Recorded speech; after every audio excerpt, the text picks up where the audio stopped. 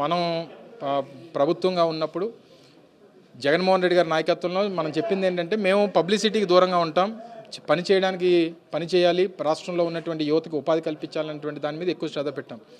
మన టైంలోనేమో జగన్మోహన్ రెడ్డి గారు ముఖ్యమంత్రిగా ఉన్నప్పుడేమో పనులు ఎక్కువ జరిగేవి, పబ్లిసిటీ తక్కువ ఉండేది. ఇప్పుడు ఉన్నటువంటి ముఖ్యమంత్రి గారి కొడుకు ఏంటంటే పబ్లిసిటీ ఎక్కువన పని నిల్ అయిపోయింది.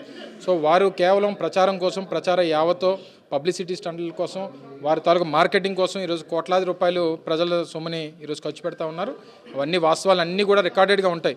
ఎందుకంటే పర్ క్యాపిటల్ ఇన్కమ్, ఏ రాష్ట్ర అభివృద్ధి అనేటువంటిది ఆ రాష్ట్రంలో ఆ ప్రజల తాలూకా తలసరి ఆదాయం మీద ఆధారపడి ఉంటుంది. 2019లో ఆంధ్రప్రదేశ్ రాష్ట్రం 18వ స్థానంలో ఉంటే ఈరోజు 2024 జగన్మోహన్ రెడ్డి గారి హయాంలో 15వ స్థానంలోకి వచ్చాం. ఇండస్ట్రియల్ గ్రోత్లో 11వ స్థానంలో ఉండేది 9వ స్థానంలోకి వచ్చాం.